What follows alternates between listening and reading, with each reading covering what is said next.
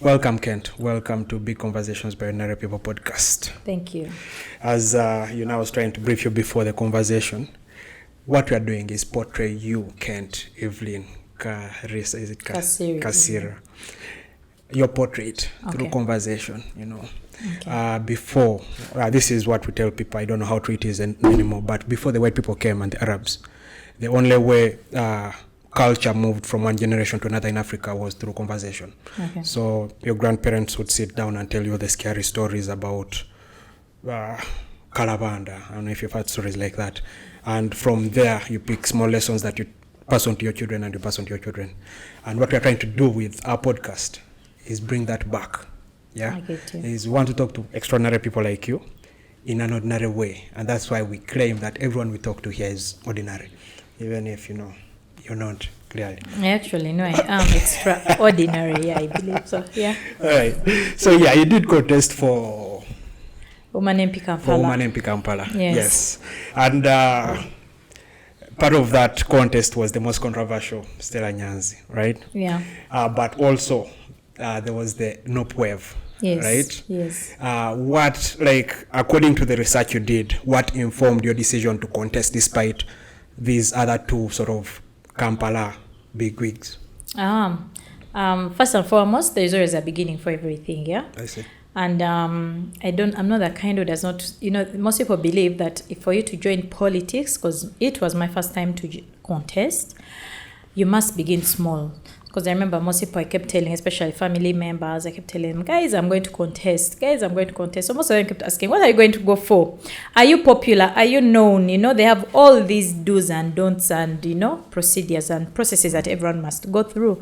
So I told them, guys, there's always a beginning at everything, and not all of us start small. Some people want to start small, some of us want to start big, some of us just want to drop the ball and get it rolling and see how the ball flows.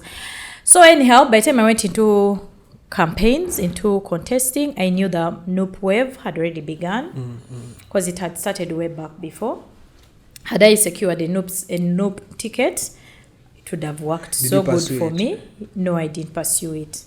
For some reason, I didn't pursue it. Why? Because I had colleagues, friends who were equally pursuing the same seat, and they had gone for it. So already the NUP ticket was under tight competition. For some reason, I would need to go for NRM because the NRM wave for me had passed regardless, and Kampala is not really, it is an opposition, you know, place.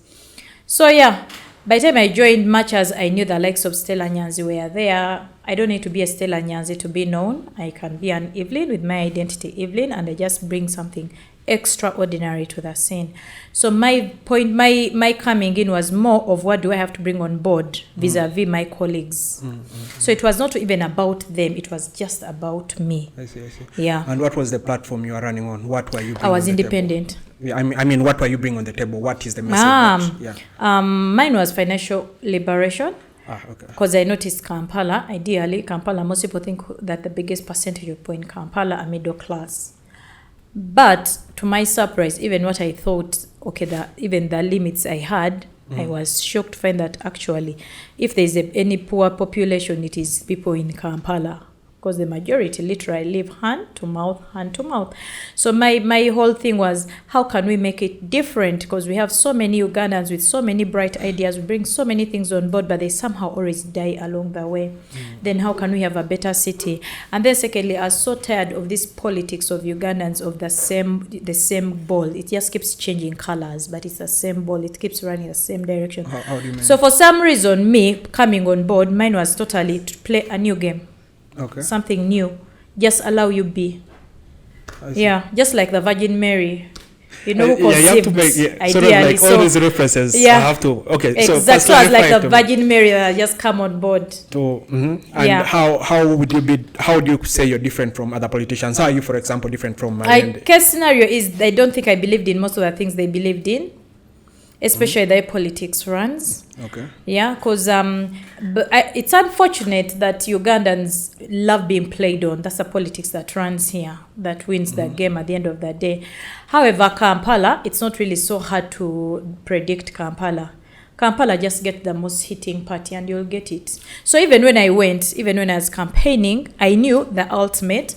So I knew my limits. I knew how far I can go. I knew how far I can shoot and how far I shouldn't shoot. So ideally for me, it was more of me than it was of them. Because I could predict what would exactly happen. Perhaps, yeah. I see. So, okay, so you're saying if the goal is not to win the election, because at some point you could anticipate that the NUP is probably, NUP maybe has the biggest potential, or Stella Nyanzi, because she has the backing of what? Of Besigye, right? If you know that maybe the chances of winning the Kampala election is slim, why are you still contesting? First and foremost, we're all new on the scene. All the contestants for Woman MP Kampala were ideally new on the scene. So it was the only reason you would see one party supersede the other was because of the party. Regardless of the party, the moment all of us are put together, for some reason, I know I would outsmart them brain-wise. I don't know. I'm not saying that. I don't really try to put anyone low. But also another thing is, I'm sure there's a very huge population, especially the youth, that are intrigued by something new, are intrigued by, like I could tell that unfortunately Kampala, the biggest percentage of people who vote are ghetto kids who don't really give a shit, sorry for using that word. But besides that, it's unfortunate that the elites in Kampala don't vote. They're not even interested in politics. They're only interested in just the talk shows, just the drama. They look out for something that can keep them going. It's like they're living such a boring life that all they look out for is drama, something that can make news, something that can really give them a laugh, relieve their stress. But if all these jokes are put aside and we got into serious talks, politics is so lacking. I participated and I saw what is on the ground and how to play it on the ground. Ideally, the locals enjoy it so much than the elites who participate into the politics, because the locals go the local way, and it's like to get them you have to go the local way, so you have to roll the ball all the way to their standards. And then it has been watered down too much. So I don't regret participating, because I'm not about to stop participating. However, back to the point that you asked me, I hope I've not overdrilled it, is why did I continue contesting even when I knew my chances of winning were slim? There's a beginning point for everything. When you join a class and you're about 100 students, there's a probability that you'll be the first. There's also a probability that you'll be the last, or you'll be in between. You may not know, but it does not stop you from what? Running the race. So I ran the race because I'm looking at what is ahead, not what is at the beginning. So it's sort of like a long game. It's just starting the ball and getting it rolling. I see. So let's talk about financial inclusion. We've had JK on this platform, right? And JK share love for Mbonye as a similarity. And so JK was trying to also explain. There's a whole episode. We actually had to split it into two, because part of it was really good and part of it was about COVID, and we didn't want people to you fear COVID. No, it was still very controversial to say things about COVID, and we didn't want people to miss the good part just because of the controversial part. But part of what JK was talking about, financial inclusion, was he thinks that the problem is that people are poor. But the thing that I failed to pick from his head is, what is the solution, right? I know for sure, and I've read I think World Bank, the numbers from World Bank, Uganda, Kenya, I think has been hit the most. A significant chunk, for example, in Kenya, from the poverty line, extremely poor people in Kenya were 38% of Kenyans, right? But since the 2 years of lockdown, it has increased to almost 58%, right? That's so Kenya has more poor people than non-poor people, right? Uganda, the numbers are not clear because Uganda is Uganda. I'm sure it has the highest. I don't know, perhaps, but it could. I think Kenya chances are it has so high. Kenya would still, for me, be a good benchmark to know that Uganda is not doing any better as well, right? And people who come with sort of the platform, the financial inclusion message, for me has been mostly about pointing out, reminding me that I'm poor, but not actually telling me this is the path to wealth. Actually, I think you missed that point. You see, one of the reasons why our politics has been watered down so much to a point that you notice if there's anything that opposition keeps fighting for is a fair. It's like most opposition, like what I mean by opposition are all these other parties that are not in power. If there's anything that they use against the power, those that are in power, is we've become broke. Literally, Uganda has nothing to its name. It's like everything that we have has been, let out there for the rest to take. And then what does the Ugandan have at the end of that day? And then the other bit is, like I told you how I began, Ugandans live hand to mouth. So there are very few Ugandans who you can say they have a very good net income that they can say this is how much I have to my name, that if I decided to retire today, I can make a living outside work. So you realize that regardless of the numbers, like I'll give a case scenario, my issue about financial liberation as trying to look people into what are you taking in vis-a-vis what you're taking out. Yeah, because you cannot say I'm financially liberated when you're bringing in a peanut and taking in a lump sum. So at the end of the day, you're either indebted, so you're literally living off the rooftop to how much you're able to bring on board. So I'm like, let's look at how much am I bringing on board and how much am I putting out. If I can bring on board, let me say 50% or 100% of my target, how much am I able to spend to reach a point of saying I'm financially liberated? So I was looking at someone reaching a point of saying I'm financially liberated. You can live a good life, a life you think this is the best life I can live without being in debt, without being stressed about working. You can have quite a number of people work for you. As in, how do you generate money to keep working for you? In case scenario of so many countries around us or even abroad, the other bit that really like hurts is most Ugandans. We have so many educated people. People are graduating on a daily basis, but there are no jobs. So you find that the most educated are doing either boda. They are selling clothes. They are opening up business, which are not even growing that much because it's a different story. Like I'll give an example: the yoga roll guy. He came up with the yoga roll and it hit. Not that we don't have such innovations, but Ugandans have been made to believe small, even when they have big ideas. It's like your ideas have been compressed to something so small that has been tied in a ball, that regardless of how much knowledge you have, no one knows about your knowledge, that even when you want your knowledge to be out there, it can only go as far. Yeah? So for you to reach a point of being known, either you have to make a name, and then how are you making the name? What platforms do we have that empower? So it's like we have so much with us, but it is undercover. No one knows about it. Even when it tries to come up, the corruption within ourselves is too high that does not allow us to blossom or to even pick up each other, that we shine. So my whole ideal was, how do we help each other shine? How do we change what we already have on board?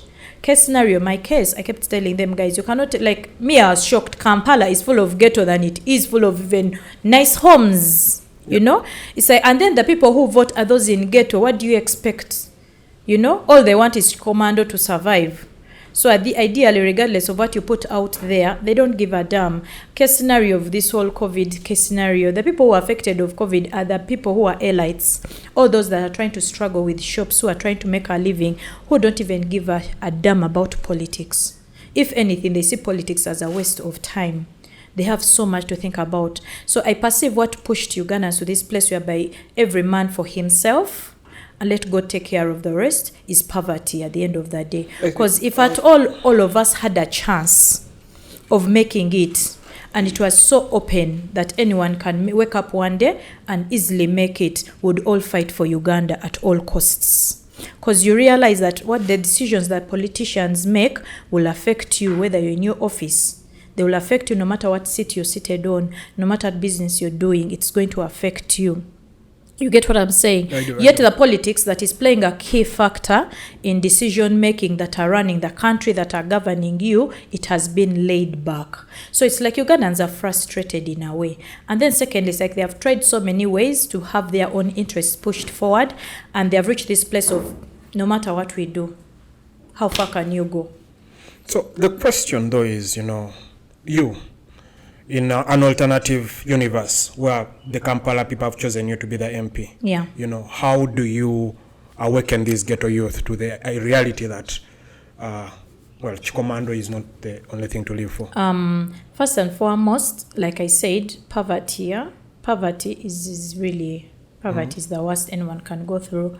Because even if however much you think so much, there's a way this poverty, that life, like it pulls your esteem down, it pulls your senses down, it drags you down. So my ideal is to empower. And then how do we empower?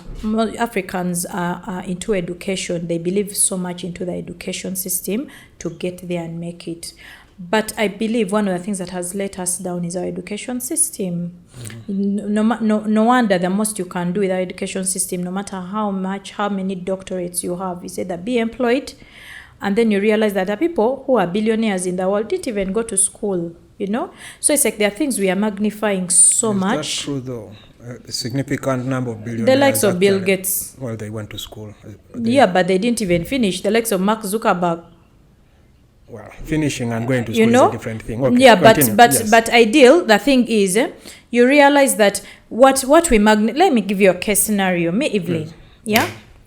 In 2019, thank God for the Prophet Elvis Mbonye, yeah?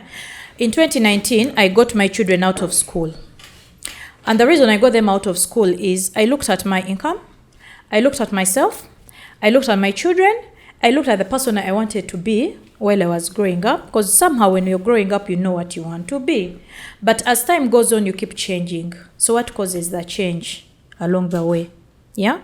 So I looked at myself. My initial, what I desired so much was to become a pilot. So all the decisions I ever took and the things I paid so much attention to, I would always look out for what can get me there. What do I need to focus on? I didn't care about SST. I didn't care about your history. I would just cram. Though I would pass them. But it was more about cram work. But there are those things I paid keen attention to, like mathematics, geography, chemistry. Somehow I didn't care about biology because I didn't want to, press people's wounds. Doctorate, all those things. So I tried my level best from all the way. But somehow what happened? I lost course along the way. So I looked at myself. And how many people were in my shoes that had dreams and their dreams died along the way. So I looked at myself and then I imagined. Then I look at my children. Now I have children. So I'm imagining what's going to be different from them and me. I want them to live a far better life than I have lived. I wanted to retire at the age of 30. I'd already said, by 30 I want to be done with giving birth. At least 35 I want to be done with anything to do with employment. I want to go into private business, which I did. I got out of employment quite a number of years ago and then went into private business. Not that I had the money, no, but it's just I had a dream. Much as my dream kept dying along the way, I kept pursuing, But what am I trying to say? How can we make it different for the young generation that is coming up from us who are already here? Because we've lived and time is not growing younger, yet we are giving birth to more children. So time comes and we are competing with these same children for the same jobs, for the same space, So how could I make it different? That's when I had to I thought about what changed the whole ball in my life. So I looked at myself, case scenario, Evelyn. At that time I was working in a bank. 2019 I already resigned. So I'm doing private business. I'm home. So I kept asking myself, how much am I able to bring on board, and what do I want for my children? I want to be able to take my children to Cambridge to give them the best education life has to offer. But at the end of the day, they are going to come back and they're going to compete with someone who didn't even go to an international school for a job. And you perhaps even that person is the one. Perhaps even your grandfather is still employed in a job you want. Yeah, I see. You see? I see. So my target was, how about one of the things that I wanted, that if I was to go through to Parliament, I would propose, not that I would be successful, but it's something that I would pursue, that I would want us to see how we can do it different. So at least let's have two. So what's the proposal? What would you propose? My proposal was train a child from the young age to who they want to be. Don't waste a child's time studying nursery, baby class, middle, top, spending so much money Yeah, then you go to primary school and you have 7 years of primary school paying tuition, which tuition does not go down, keeps increasing, but salaries are not being increased.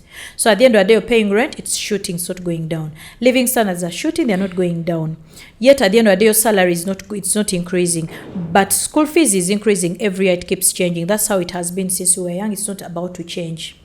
Living standards are increasing, but at the end of the day, you realize that's why I see in Kampala the biggest percentage is struggling to even just make a living, So it's like you're struggling all through. By the time you get there, your children are in universities, or it's working for your children to get to universities.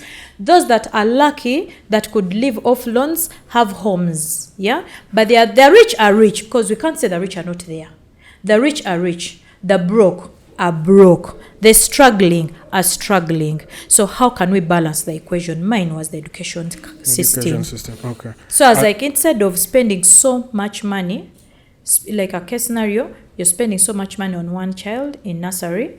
By the end of nursery, just one child, the minimum you can spend in a good school, let me say in Kampala, is 12 million shillings. Just nursery, yeah? Then if it comes to primary, you're going to multiply that 3 times to 36 plus or 40 million shillings. So in one child, you've spent just primary and secondary over, let me say 60 to 90 million shillings, yeah? What more can they do in case they dropped out? So the question of education becomes a bit complex because, say for example today, right? This kid at Namigadde Edgar Walikusomero Nagarama, that kid at Nagarama, what's his name?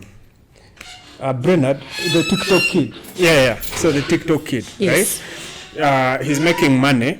He's making more money than the teachers today, right? But being a TikTok kid, when that kid was in nursery school, did not exist. It is not a job anyone could pursue. It is not a job his parents would know that my child will want to be this, right? So in nursery school, there is no way the parents of that kid would have molded him to be what? Who he wants. He wants to be. Yeah. So no, let me just first make my point, right? The point is, today, your children, right? What's the lowest? The lowest is in which class? Top class? Yeah. So for example, the kid in top class, right? You have no way of anticipating what is going to be a lucrative kind of profession, or what is going to be a worthwhile lifestyle to pursue when your child becomes 20 years old, right?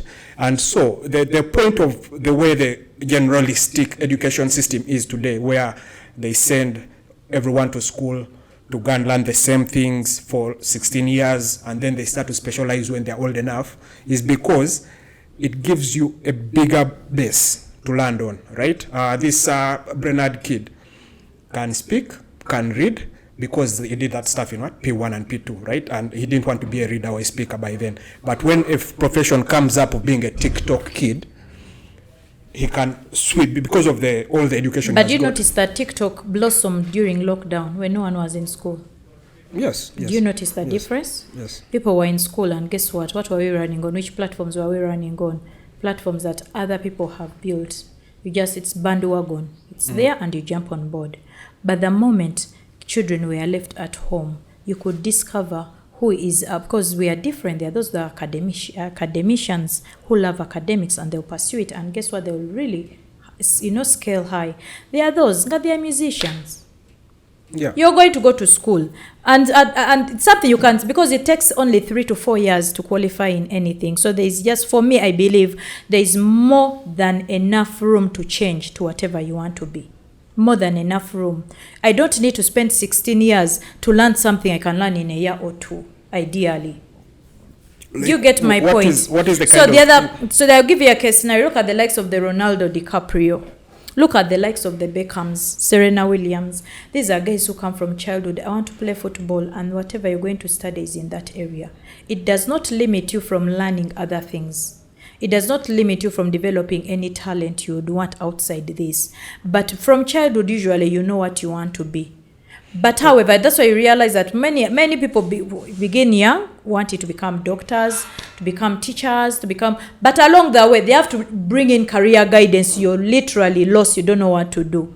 Mm-hmm. Then Form 6, then another thing is Senior 4, Senior 5, you choose combinations best done. So before you know it, you who wanted to become a doctor, the best done is arts. And so you do arts. Yeah. So before you know it, you're back to campus, and guess what? You're lost. I'm sure very many people went through this, whereby you go to campus, you first look at, so which university do you want to go to? MOBS. Okay, what are the programs being offered? You begin business administration, human resource, business com. You literally don't, you choose because either my friends are there, either this, but there are very few who have dreams, and they pursue their dreams to the very end. But okay, I agree with you on that, right? Although where I don't understand the point you're making is, whose fault is this? It's neither your fault, neither is it mine. Okay. But it is up. We cannot keep living a blame game. So So okay, what I'm trying to understand is, the reason I brought the idea of fault in the picture, right, is how do we because this is a very fundamental sort of social problem, right? What I was saying, first of all, what I wanted to be when I was 5 years old, by the time I was at university and I'd been exposed to a lot more stuff, is not what I wanted to be. Yeah, it's not the same thing I wanted to be when I was in O level, when I'd again been exposed to a little bit of that, right? The people you point to, like say Tiger Woods, for example, people who start golfing at 8, people who have been trained from childhood to be one thing. There are many people like that who fail. Like the majority of people, over 99% of people who are being trained as child prodigies, you never get to know about them because they fail. And but you realize that you can easily point out those that have failed doing something small, something particular, then you can pick out how many have failed following this. When you look at the statistics and you look at the percentages, you're going to be shocked that the biggest percentage of the best students, not that they are not bright, they are sharp, they are bright, they are everything. Lawyers, they are in a window selling clothes, and yet they are qualified.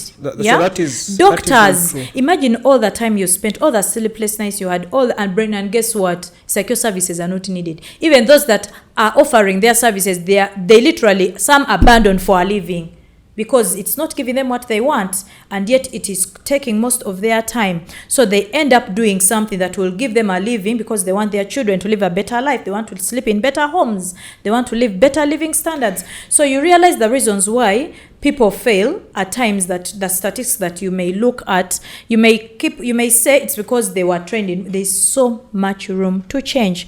Case scenario, I wanted to be a pilot, ended up in the business school. I became an accountant, joined the banking world, did a master's in finance because I was already in the banking world. Yeah, right time came, I was excelling. Not that I wasn't excelling, but I didn't even love what I was doing. That's why I see you go to banks and tellers are taking tea and you're lining up, because most of them are doing it for a living. It's not because it's what they want to do. If I ideally ask them what do they want to do, it is something totally different.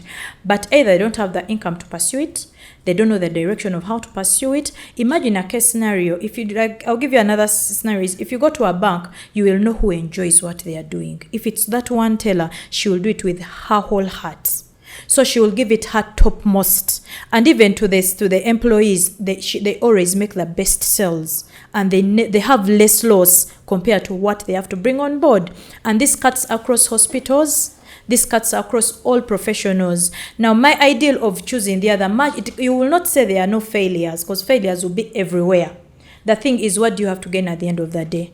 Can you outweigh the gain vis-a-vis the loss? Okay, now try to explain it to me then, so I can understand it clearly, right? So you're saying, instead of sending a kid to nursery school, what would be the alternative? My ideal is, nursery may be essential, because there are those key things that a child must learn in nursery, like reading, like writing, identifying colors, objects. There are those key things that everyone learns. That is like general. Yeah, what part of education do you think is replaceable, for example? The whole primary secondary. Yeah.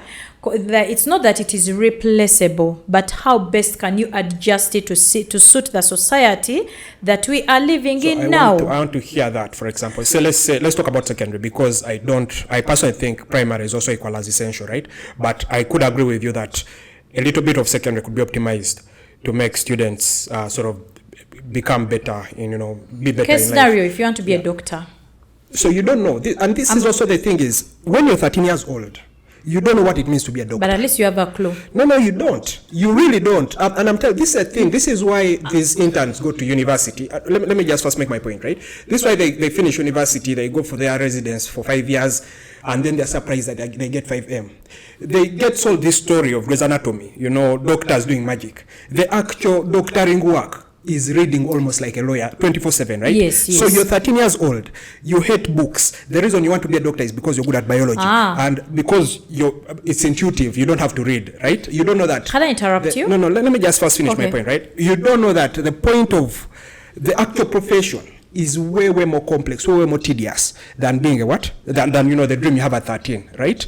And what the system right now is doing is it's saying, okay, you still do biology, right? But also do some chemistry, do some mathematics, learn about Mansa Musa, in case, even if it works out for you, in case you reach and you realize, this doctor thing is not a good thing for me, you can always start a church, do some CRE, you can always start a church and be Pastor Mbonye. Okay, so the thing is, why waste all that time?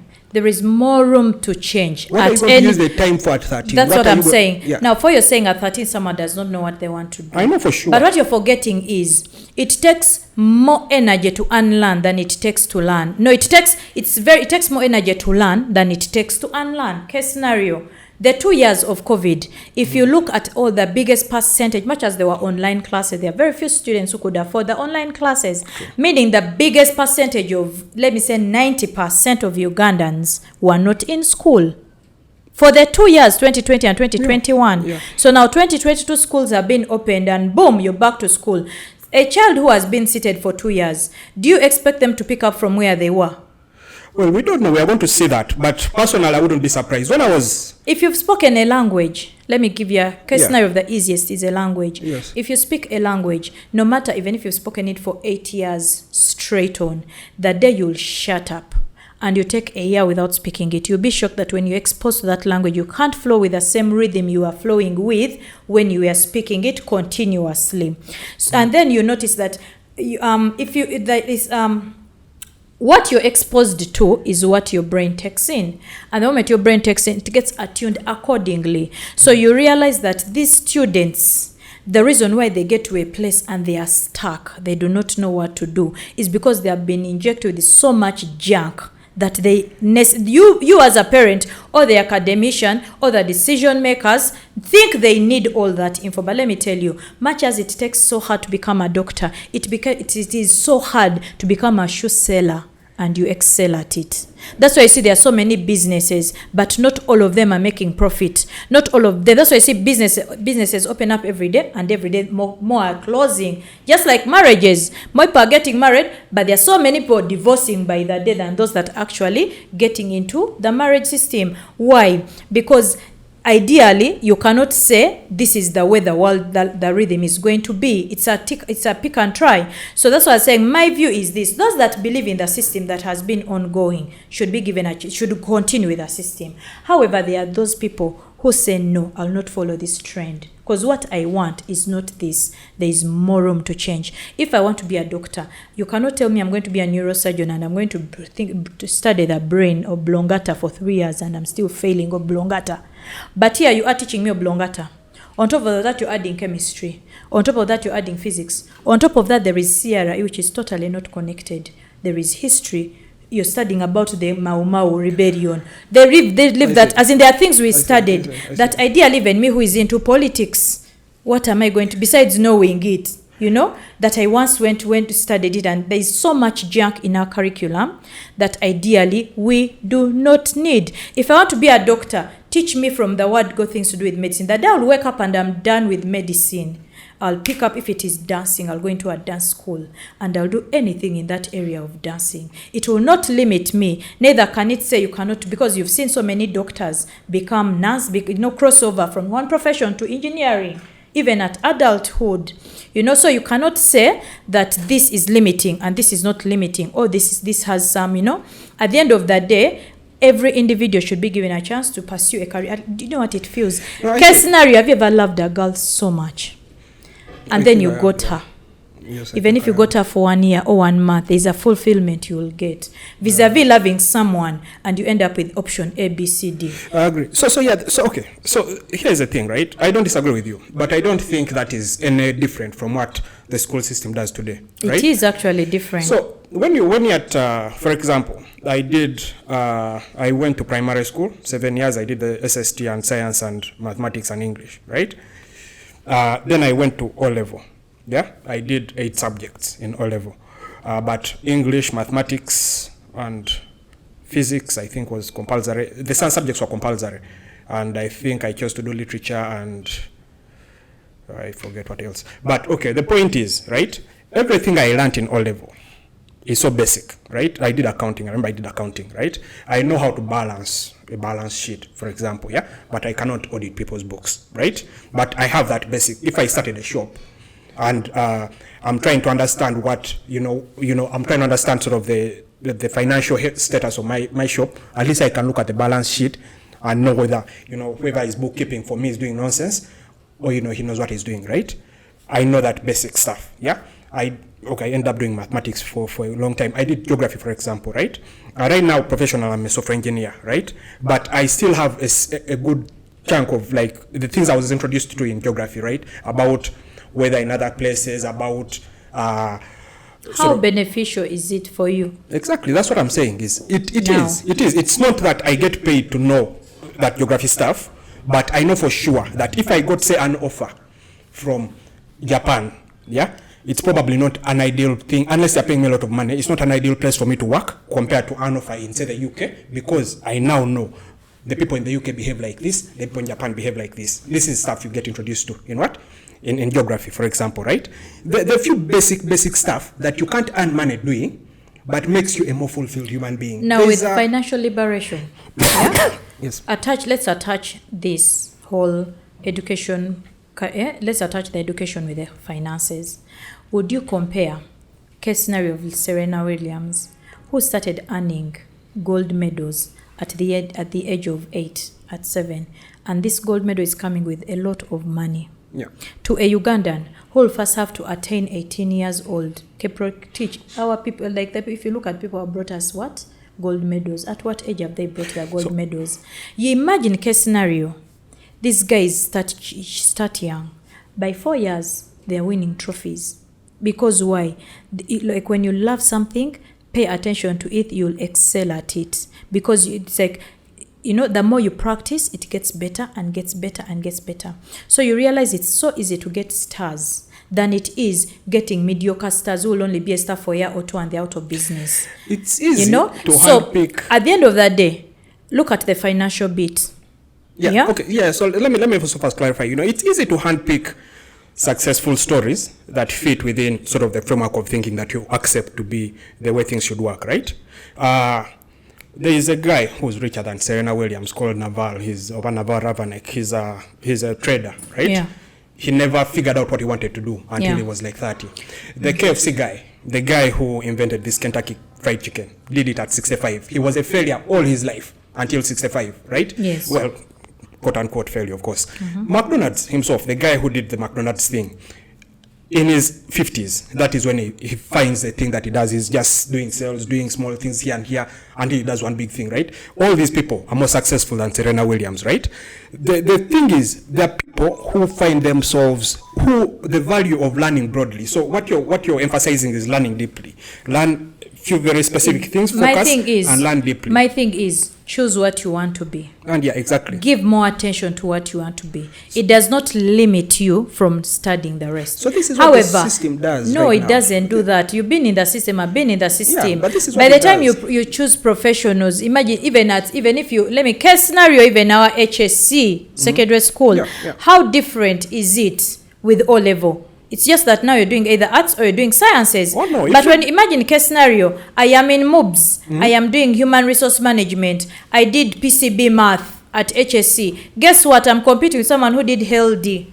And this person passed highly than I did pass. And we are all here back to the same program at university. Guess what? At the end of the day, we are all going to be human resource managers, regardless of the background. We are all specializing in something. But imagine what it took me to study PCB math. And imagine what it took that person to study HLD or HLK. I'm giving you a scenario. Those are odd scenarios. Usually people who do PCB math, a significant number of people who do PCB math are exposed to courses that people who do HLD do not qualify for, right? But you realize that when it comes to campus and selection, the points for you to attend the points for a program you're going to apply for, ideally you must pass. Yes. So the majority that do not pass or do not get the what they wanted, by the time someone is doing PCB math, either they want to become engineers, either they want to become they want to do a science program. But how do most of them end up in business schools? It is because the cutoff points for the programs they want to go for, sometimes they are so high that they cannot achieve, but there are those alternatives because you didn't choose to rebound. But the thing is, when there is an alternative. The reason the points are high is because the courses are filled up, right? The points, there is no standard point for taking, say, engineering. It's if a class fills up, then Makerere says, this is a cutoff point. We have the students we want for this class, right? But you realize cutoff points come up front. No. Because cutoff points come after the results have been out and the universities have actually selected the maximum classes. Yes. But you realize that there is always a reference. Case scenario in Form 6, and while in Form 6 you're going to apply for what?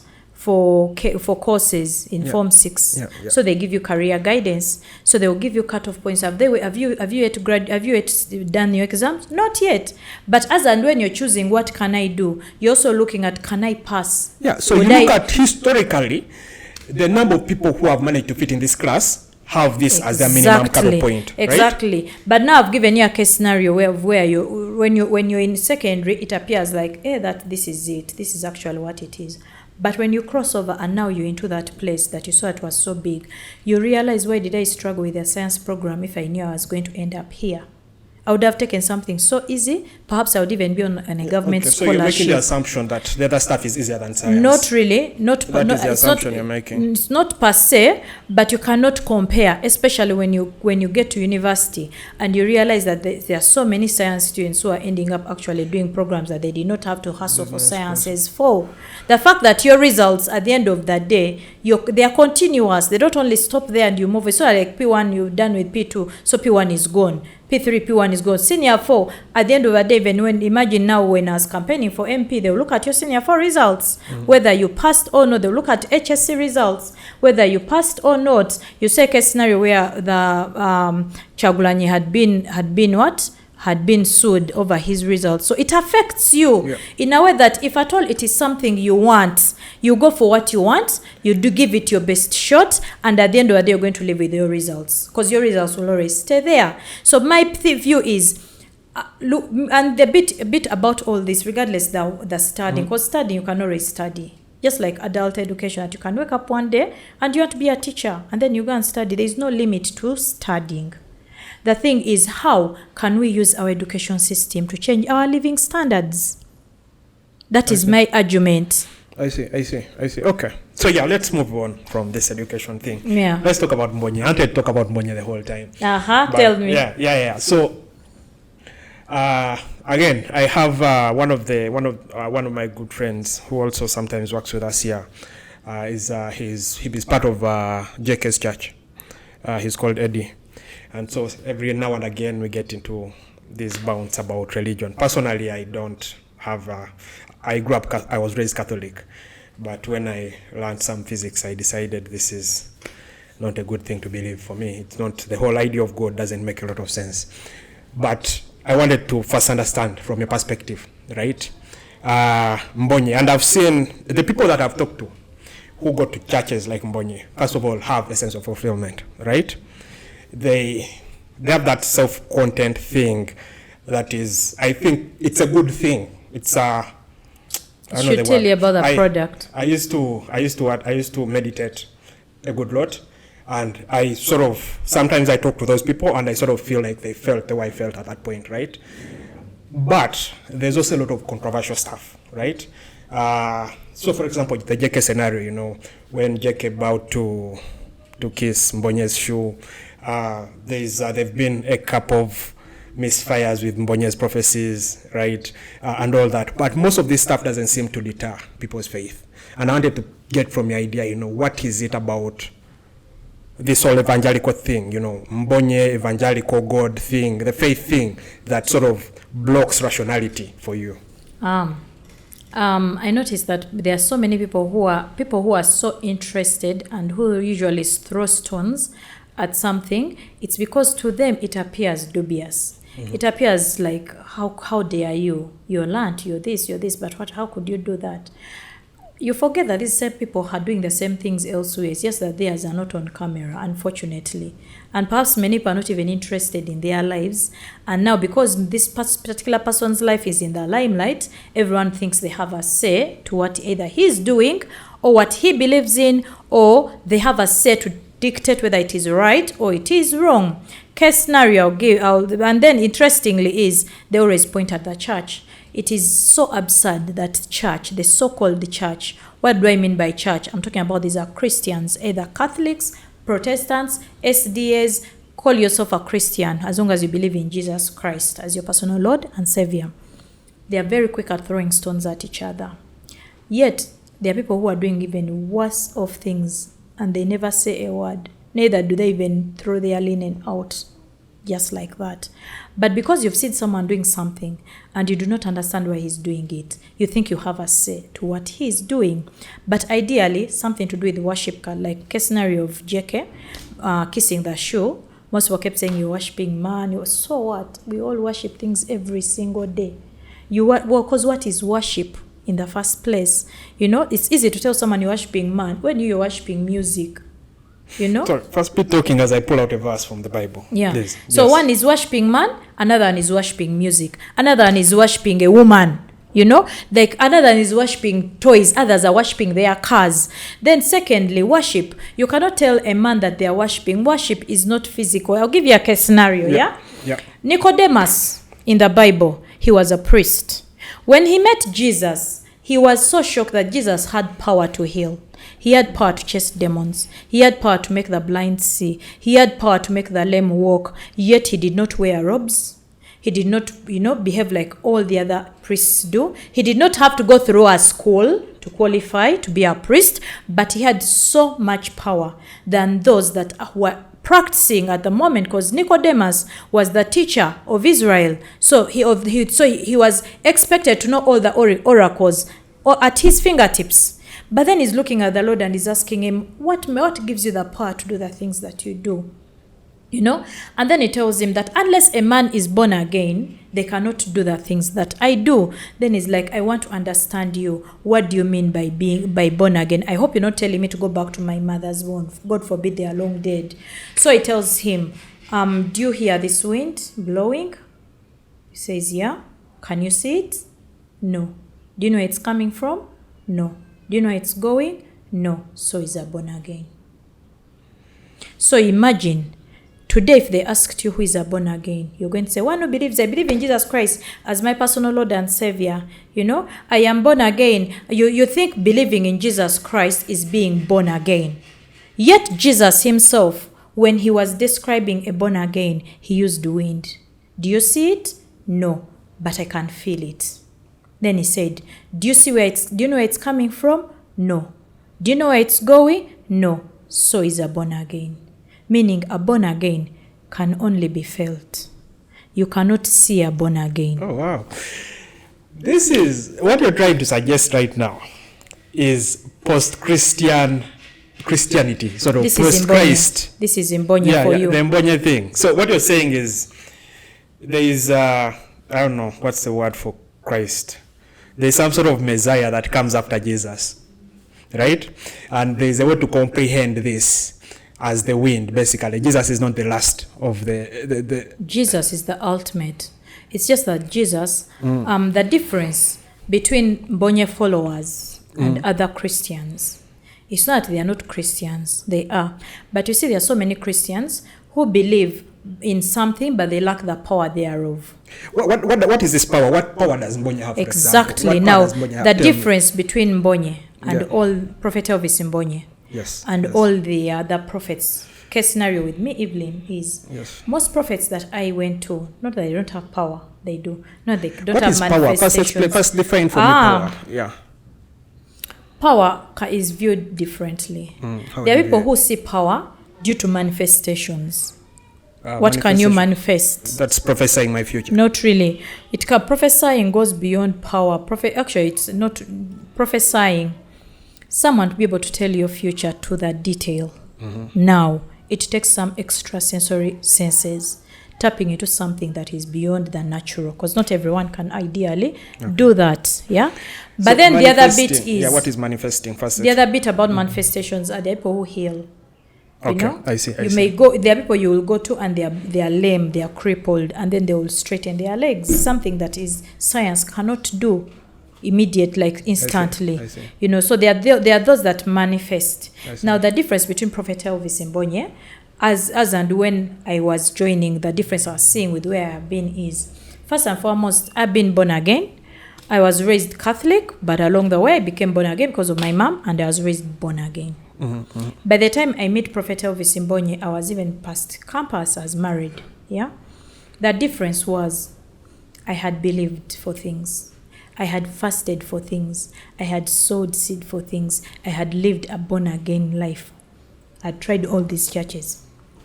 Not that they are bad, they are not bad. They actually have results. With Prophet Elvis Mbonye, you'll have results you've not sweated for. That's the difference. There are things that here I'll need to fast for to get. With Prophet Elvis Mbonye, you may not fast. The same case scenario, even the disciples when they were with the Lord. I remember there's a time when other Christians came and asked them, but for us we are fasting and we are praying. But your people, they are eating and eating and eating. And the Lord told them, you wait, there is a season to sow seed and there's a season to yield. Then he said that a time will come and I will be gone and they will fast. So, quick question. So the difference between Prophet Elvis Mbonye and the others, there is a man who walks with God. And if you're with him, you can tell that this is not an ordinary man. Okay. And then there are men that are so ordinary and so predictable. Prophet Elvis Mbonye is not, you cannot, I may be a member of the church, I may be an usher, I may be his PA, I may be whatever you may call it. I cannot persuade him to do something because I want. I cannot influence his decisions. He does not care whether what he's going to say will work for you or against you. He will communicate what he's seeing and what he's hearing. So it is up to you to suit yourself. You either buy it or don't buy it. He does not persuade, you know. But like I was telling you, with Prophet Elvis Mbonye, he makes faith so sweet. He makes Jesus wanted. He makes him, the Christ that we've grown up hearing and knowing and crying to. And we believe that, by the way, a born-again life is so hard. We believed in the don'ts. The don'ts were so persuasive to do than the do's. We believed so much into the 10 commandments, even when we had crossed over and we were born again. Then here comes Prophet Elvis Mbonye, and guess what? All he tells you is Jesus. He'll tell you about the Lord, and he'll tell you what if you believe in Jesus and you're this wind that I've described, cannot be seen, but it can be felt. That's why I say all people who go to Mbonye feel him. So here's a question, right? How much do you know about mysticism, Eastern mysticism? Stage magicians. How much do you know about stage magicians? People who come and they make things out of thin air on stage. How much have you seen that? I have seen them, but I don't pay attention to them. Okay. So there is a guy called Dan Blaine. He has a special on Netflix. Yeah, and I want you to check. Let me make sure I get the right name, by the way. Dan Blaine, magician, is I think that's the name. Dan Blaine. David Blaine. I think his name is David Blaine. Yeah. So you can go and see some of his magic. Yeah. David Blaine can make a stage and he heals people the same way, right? But for him, since he's mostly like me, he's atheist, he tries to explain this in sort of psychological and scientific terms, right? And there are schools in Eastern mysticism, if you go to Tibet, the meditation schools that also teach a little bit about how the mind sort of manifests things, how just sitting and trying to be in deep meditation, how you can start to sort of heal yourself, how you can hypnotize people, how you can sort of, what's the word? How you can just get people to relax, and how just the brain, getting the brain to relax gives it enough time, enough resources to heal the rest of your body, for example, right? And a lot of arguments are that what, for example, Mbonye says is good, right, is just being very strong in these tricks, right? And I mean, I don't believe in a God, but I don't sort of mind. I was raised in a Catholic household and people believed in God. But what I'm saying is, have you ever considered that maybe there is a rational explanation? Have you ever tried to pursue a rational explanation to quote-unquote power and quote-unquote what has happened to you, rather than saying Mbonye is the reason that has happened? You see, at the end of the day, there is no middle line here. With faith, because with Mbonye it's not playing games, it's not trying to prove a point, it's about faith. I think it is trying to prove a point. He has come on TV to defend his prophecies. Now that's if that is not there's trying to prove a point. There's a lot of controversial info about that, because you see, like I was saying, the way you know things is because that's the way your mind has been attuned to know them. Yeah. The way I know things is because that's the way my mind has been attuned to know them. And then the difference between you and me is, you are an atheist, I believe in Jesus Christ. Mm-hmm. So the difference between us is, me, I believe in someone. Okay. You equally believe in someone, you may deny.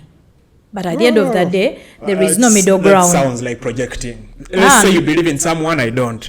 Okay, let's say you don't believe in someone. I do believe in someone. So the person I believe in is Jesus Christ. And the person that Prophet Elvis portrays to you is Jesus. So for anyone who loves Jesus, you realize that the Christianity, the ordinary Christianity, was the one which was so limited. Christ had been put in a box that would limit how far he goes.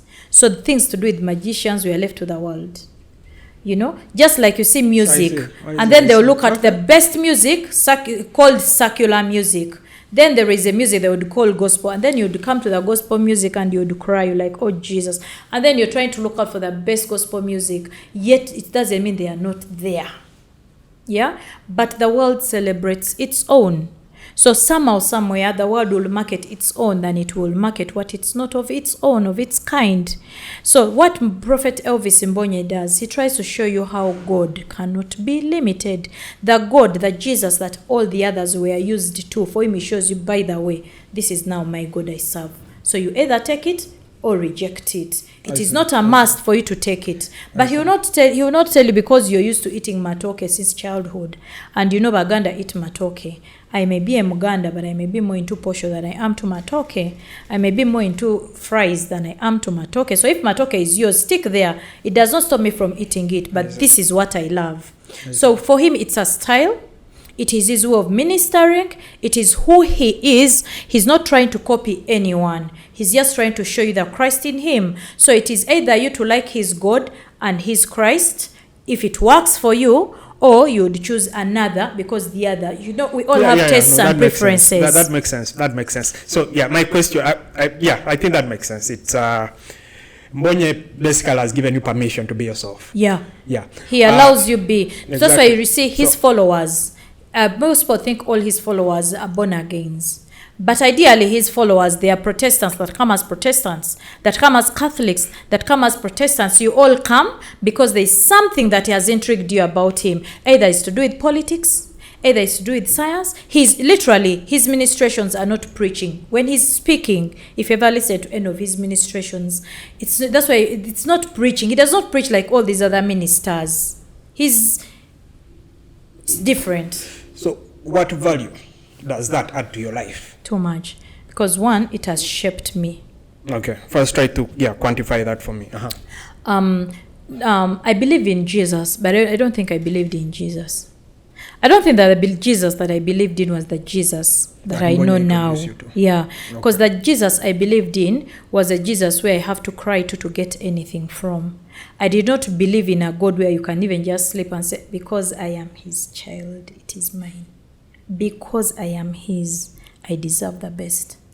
Now, Prophet Elvis has taught us that you don't have to work to become a billionaire. Okay. You know, he teaches you, he shows you, he just shows you scripture. Before we used to read these scriptures, and to us, there were stories. So you'd read about Daniel in the Bible, and it is a very beautiful story to hear how Shadrach, Meshach, and Abednego went into the fire. I'm like, man, those guys! But when your turn comes, you're literally going through the same fire, but you do not know you're going through the same fire. And because you're detached from Daniel, Meshach, and Abednego, you don't learn from them. Now, Prophet Elvis, what he does is this. He'll get your life. No matter what you're going through, no matter where you are at any one point in time, he'll show you that when you hear that there is nothing new under the sun, that means every single one of us, whatever life we are living has been lived before. The reason that why those few, because the scriptures and the stories that are in the Bible are a remnant. There are so many people that lived in the days of Noah, but few are recorded. There are so many kings that lived before, but few are recorded. But the thing is, these few that are recorded, it's because there's something significant about them that if you studied their life, no matter where you are at any one point in time, you'll find your way out. So for him, if he's teaching you about someone, let me say Daniel, Meshach, and Abednego, and he's talking about a fire, he's going to take you into the realities of your life, into the fires that you're going through. Then he's going to tell you, you're going to choose either what the world says, and the world will choose a pace for you, or you're going to learn from them. What are those things that they esteemed? What does this thing mean to you? How can you articulate it in your day-to-day life? And how different would it make your life different? That's a difference. I see. So it's like for him, his Christ is a living God. Okay, we can say that, or we can call him an inspirational speaker who uses very many Bible references. I mean, that's what you just described. Well, the difference between an inspiration speaker is, an inspiration speaker, the words that they speak soothe. The words that they speak, it is something you would love to hear. It's beautiful to your ears. You're like, oh my God, I'm going to try this out. Oh my God, I'm trying to try this out. With Prophet Elvis Mbonye, there are times you will hear a thing and it does not make sense to you. But for as long as you've heard it, it's going to shape you, whether you know it or you don't know it. That's why I said that there are people who speak but lack power. Then there are those people that they speak something, but trust me, whether you know what it means or you don't know what it means, it's going to affect you, whether you like it or not. And at the end of that day, it will be your testimony. You will not need another person to remind you, say, by the way, this guy said this, and I have gone through it. So it's like for him, by the time you're with him, like us who have been with him longer, you weigh your options. You're like, is this worth listening to? Because when you hear his words, whether you've understood them, because let me tell you, me, I joined Zoe in 2011. I started understanding Prophet Elvis Mbonye 2017. But guess what? It's not he changed. It is 2017 and I started seeing things like my eyes started opening. And you say, oh my God, when he says this, it actually means this. When he says this, it actually means this. For him, when he's speaking, it's like he's reading from an oracle or something and he's putting it out there. But imagine a person who speaks to 7,000 people with different issues. Another is having a marriage issue. Another is having academics issue. Another is having like we all have different issues. Then he'll use one ministration like this, and guess what? It will shape you. The difference between an inspiration speaker and the likes of him, a prophet, is it's not every word that he speaks that it is good to you, that you'll welcome it and hug it. There are those words he will speak and you'll be like, shit. Have you read the work of Mark Manson? Not really. The subtle art of not giving a fuck. Not really. Yes, I would recommend that to you, because what you're describing as Prophet Mbonye is exactly what he writes in his work. But you see the difference. There's a difference with spirituality. Spirituality, at the end of the day, you're feeding. Whether you know it or you do not know. Now, the difference with Prophet Elvis Mbonye, he teaches you that, by the way, whatever you're seeing out there is impacting you. So it will either impact you positively or it's going to impact you negatively. And it's not everything that is going to impact you negatively that is going to come in a very negative way. Some of them will be very soothing. Some of them you'll even go for it. Some of them you'll even try to resist, but you'll always go back. But at the end of the day, there will be an impact on you. So let me give a case scenario. You who is an atheist, how did you end up there? Well, something happened along physics. the way. I read physics. And you hit a snag along the way. Exactly, yeah. So what caused you to hit a snag? After all, I read physics and exactly. Now what you did not realize is the journey you were taking was leading you to a place. You're either conscious it's getting you there, or you're not conscious it's getting you there. So they're like the people who are fortunate. That's why I see that people who have spiritual fathers and others don't have spiritual fathers.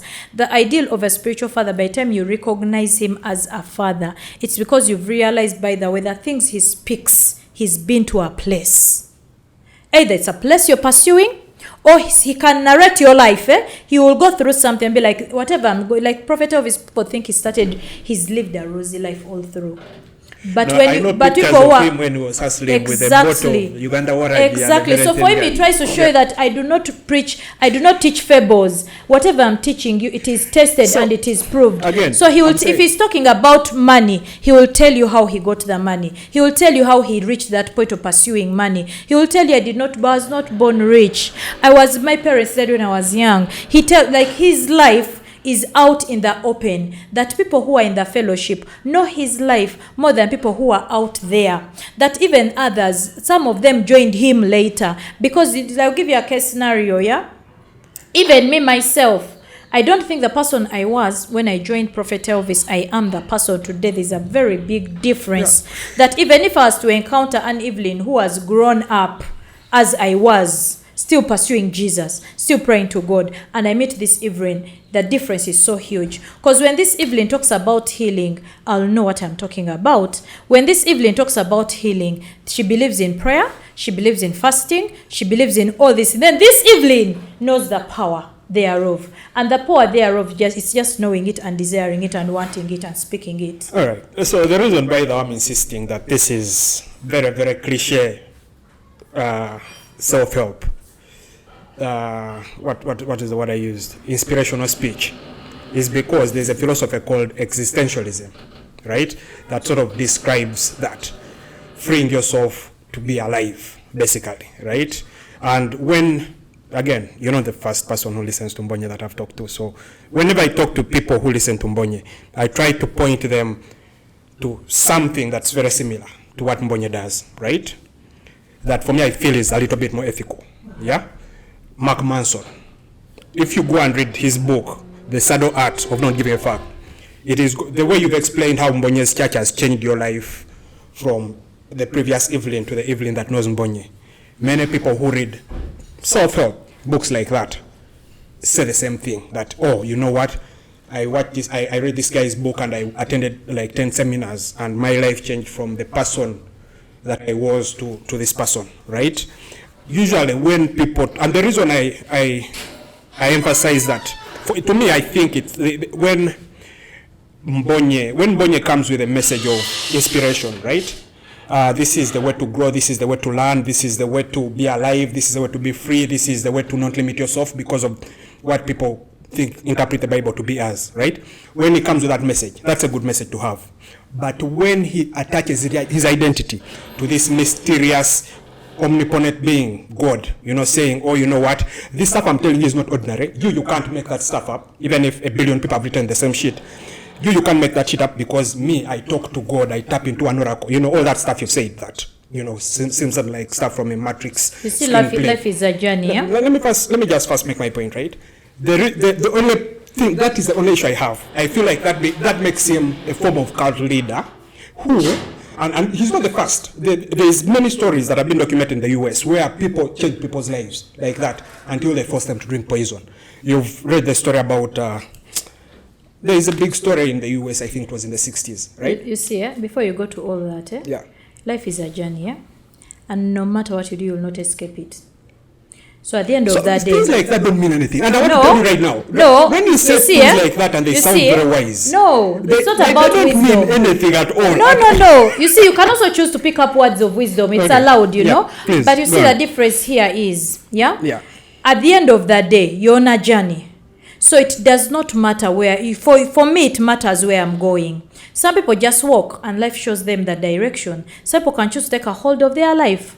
You know, so Prophet Elvis teaches you to take a hold of your life, but with Christ Jesus, whatever he's teaching you Jesus, and he's teaching you the life of Jesus. That's the difference between all those books. I see. Yeah. So now, ideally, with spirituality, yeah, you're either learning of Jesus or you're learning of the devil. It does not matter how he manifests. It does not matter in what dimension he comes in. And most people think the devil is an ugly man. You'll be shocked to meet him and he's a very handsome guy. Some people think the devil is something. By the time he has such deception that he makes you want him, makes you do the things, and they are so interesting. Why do you think the world looks at things of the world to be so high? And then when they look at the born again, it's so dull. So most people don't want to join born again because, man, they imagine I want to be able to dance. Imagine I will not be able to do this. But who has shaped that culture? Is it Jesus? Now, the difference with Prophet Elvis Mbonye, why the likes of you would call him as inspirational speaker, it's because there is a lot of liberty. Where Christ is, there is liberty. And now what the world has done is it has portrayed Jesus to be a Jesus of limitations. It has portrayed Jesus to be a Jesus who has a stop. I know wakoma. Now, with Prophet Elvis Mbonye, it shows you what you see is what you get. What do you want is what you get. It does not matter. If God created the earth and all its fullness, so what can you demarcate that this is his and this is not his? Yeah, okay. The whole world is his. Again. So the difference now, you may call him an inspiration speaker. You're not getting my point. My argument is he's not an inspiration speaker. Exactly. So what I'm saying, my point is, I agree with Mbonye's message, right? You don't. When I talk to my brother here, I tell him the exact Mbonye message. If you did, you'd run. I can assure you. The thing is, what I'm trying to say is, this message that I'm calling Mbonye's message is not originally Mbonye's message. Mbonye did not make it up, right? No, it's you who calls it Mbonye. Marcus Aurelius, right? A lot of other smart people that have lived a long time have been saying the same exact stuff, right? Mbonye has packaged it. But you know how special it is. Exactly. Imagine a case scenario where we are over 7,000 people on this earth, but Mbonye is still Mbonye. And you can even say this is Mbonye.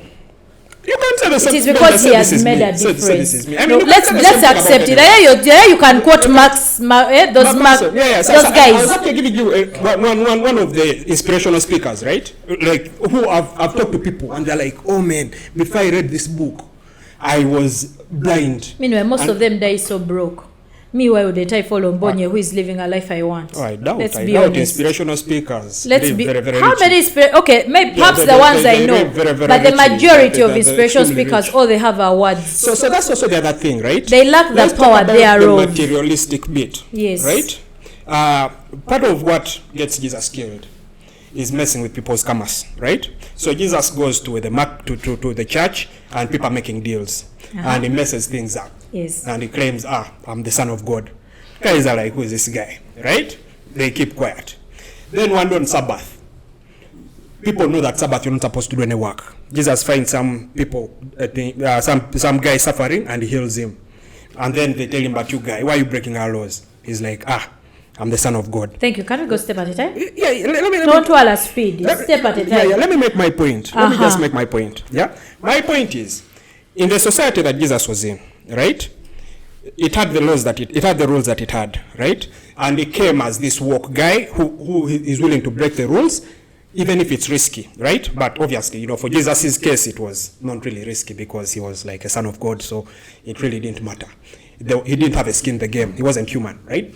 But one thing that is very consistent with spirituality, right, is the materialism bit, right? Before you go to materialism. Let me just make my point, please. Yeah? And why materialism is consistent with spirituality, right? Because the message basically of spirituality is nothingness, right? This is the Buddhism enlightenment thing, right? There is nothing. In the end, It is breathing in, breathing out, dying, becoming part of the universe, reincarnating. What Mbonye says, your life has been lived before multiple times. All that stuff, right? It is nothingness. So if there is nothing to live for, why does Mbonye accumulate a lot of stuff? Thank you for that. Can I now start? I'm sorry? Yes, please. Now, I'll go back to the Bible. Let's begin because it's all about the Bible, yeah? Yes, please. Now, in the beginning, God created man and woman. He put them in the Garden of Eden. Yes. In the Garden of Eden, there was everything. Yes. And man knew as God knew. To a point that Adam is the one who named the monkey, he's the one who named the donkey, he's the one who named the grass, he's the one who named the lizard. He knew as God knew. He saw as God saw. However, in the Garden of Eden, there was a tree of knowledge of good and evil. And the Lord told them, you do not eat of this tree. And the day you will eat of this tree, that same day you will not live. You shall die. So the story began. So when God created man, he created man with fulfillment. That even when man was alone, he knew that man, much as he had all these things, there was a piece of him that was missing. He created a woman. Imagine how God thinks. That he even knew that even if you have everything, at the end of the day... Also, we have to have this Nzija. I don't believe in God, so Nzija, we have to have the conversation. it's okay. Okay. So, he made sure man had a woman. So, by the time he was giving, he gave all his fullness for him. Along the way, something happened. Evelyn was deceived. She ate of the fruit. When she ate of the fruit, neither did she become naked, neither did her eyes open. Everything remained normal. But what happened? It's at the point in time when Adam ate of the fruit that Evelyn had given that the Lord showed up. And when the Lord showed up, the first thing he said, I was hiding. Why were you hiding? Because I was naked. Then he's like, who told you you were naked? I'm going to explain all this. Yeah, Who told you you were naked? Yes. Because imagine, I have been coming to you every single day when you're naked and we've been fellowshipping. It has not been an issue. All of a sudden, I have showed up. It has become a big deal. And guess what? Adam had a plan.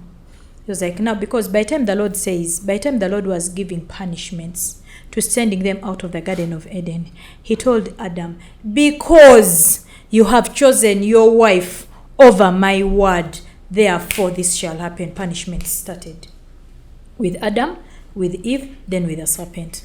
But you notice that if you may call it an agreement, it was between God and Adam. It was never between Evelyn and anything that was down Eve, there. not Evelyn. Yeah? Eve, not okay, Eve. Yeah. It was about, the agreement was between man and, it was God and man. Yeah. So okay. it was Adam. So it is Adam that received the commandments. Basically, it is Adam that received everything.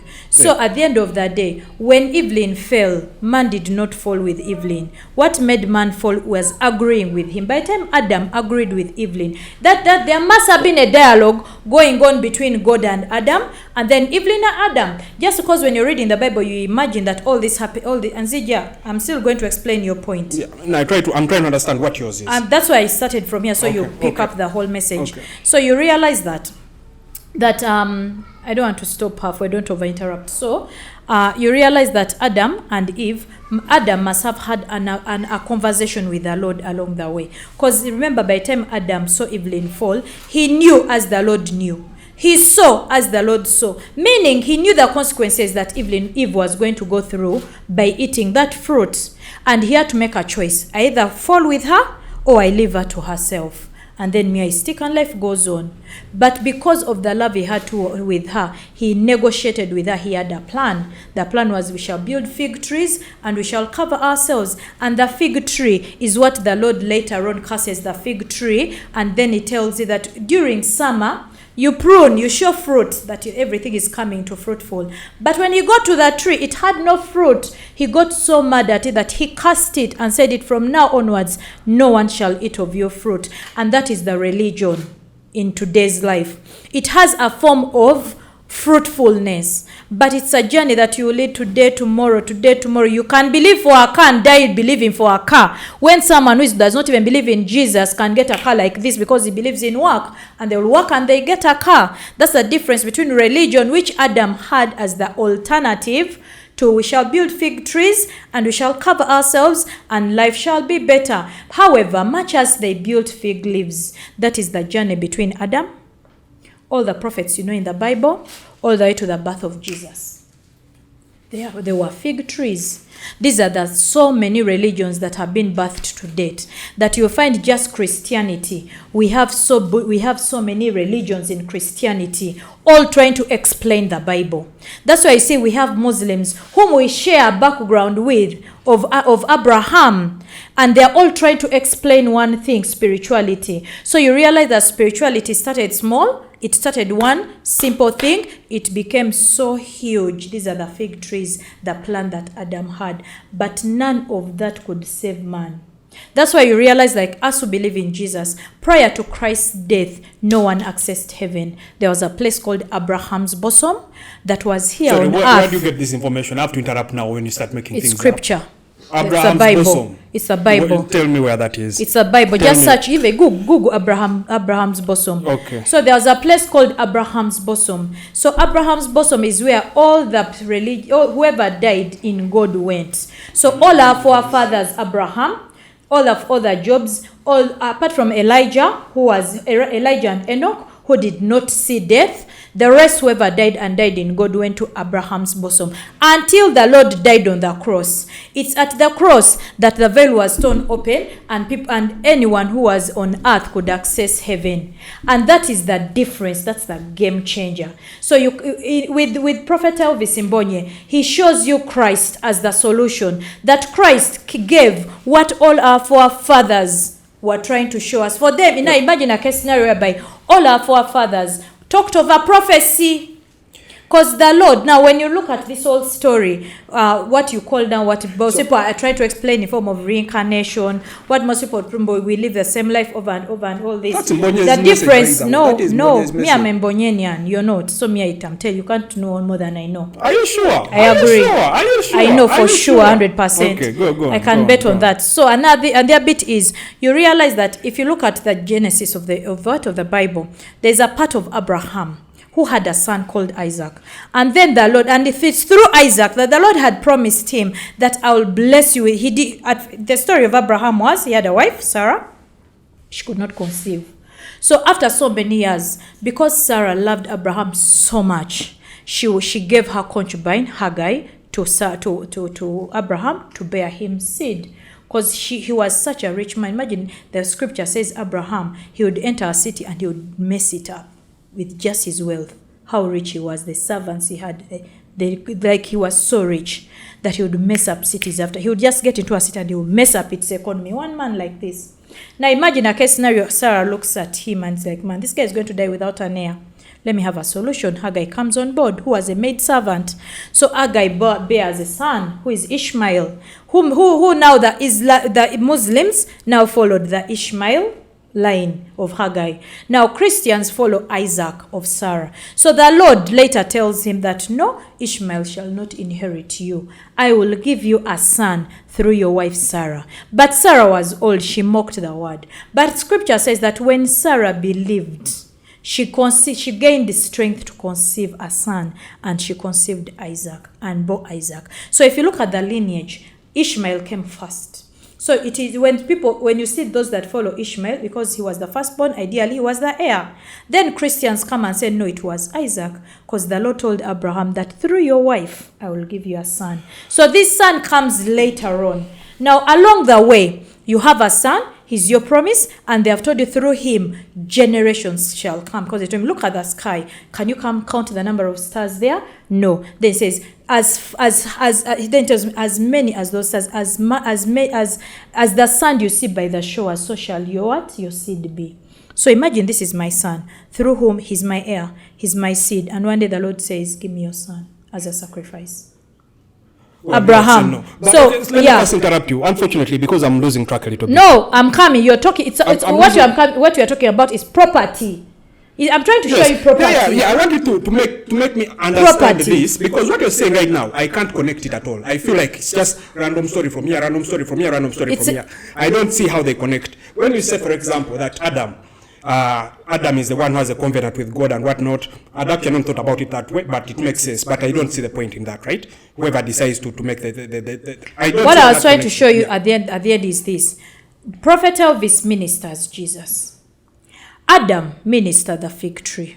What Adam gave us as a result are the religions. I feel like that is a stretch. What do you mean, Adam? It's interesting, but listen to me. I'm answering. I want to understand. No. I'm going to explain, but the thing is, if you ever interrupt, I will not get to that point. Let me get there, then we go back. You have to make sure I understand. I understand. I get you. Problem, right? When you go to church, yeah, and Mbonye, in all his glory, starts yapping a lot of nonsense, but because you're there to listen to Mbonye, you start to task your brain into understanding what is actually incomprehensible nonsense. Now imagine a case scenario. Imagine a case scenario. It is so easy for you to call Mbonye's theory nonsense, but it's so hard for you to call those books, the inspirational speakers, nonsense. It's nonsense. No, I was going to compare Mbonye to the inspirational speakers and bundle it up as nonsense. Now the reason I agree with you, the way you understand it and the way you see it, why that's why you hit a snag.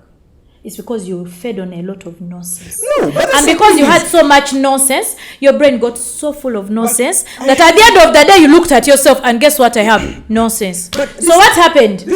Nonsense threw everything out. Exactly. And before you do it, you're left with a snag. Now the difference with Prophet Elvis Mbonye is he does not feed you. When you start telling me what? About Eve, about Abraham, about those white people stories. When you start telling me those white people stories as if it is things that actually happened, that God created the world in 7 days. You see? If you start saying things like that, you see, one man's, you see, there's what they call one man's bread is another man's what? Poison, yeah? Yeah, exactly. So what is bread to me is poison to you. No. Some of it is. That's the difference. Nonsense. Exactly. Yes. Which I'm not despising. I'm agreeing with you. Separate the darkness from I am agreeing. Like this. You see? You see? No, now that is the Bible. That is the atheism. That's what atheism teaches you. It is not atheism. It is the reality of life. We know what right is.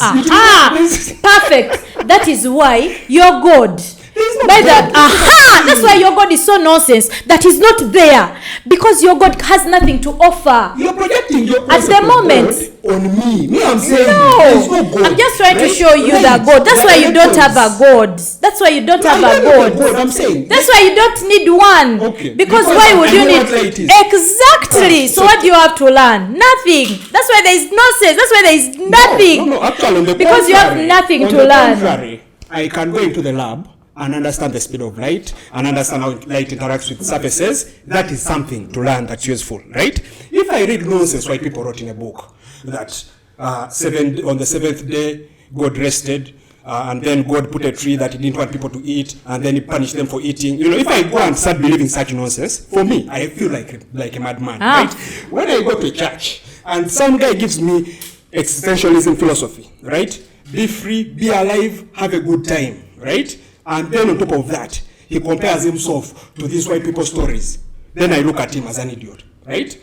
The thing is, before you're introduced to that existentialism, right, you're usually asleep, yeah? You don't see that life has no limits, yeah? Until you get introduced to it. But if you get introduced to it by a capitalist inspirational speaker who tells you, I'm here to teach you this so you can buy my book. Yeah, if you get introduced to that, when the transaction is clear, you buy his book, read, and then take what you take and you leave the rest. That is one thing, right? But if you get introduced to this same existentialism by a guy who claims he has a source of an oracle, of God, of, those stories for white people, things that actually don't exist in real life, right?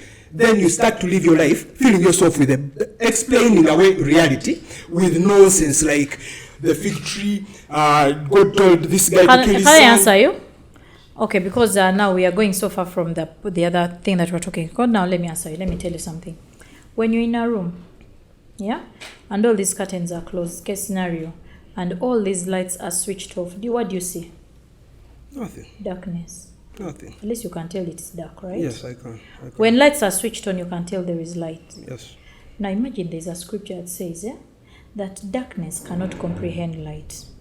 That if darkness, which you can also tell that a room might be so dark, but the moment you switch on light, darkness disappears. Where does it go?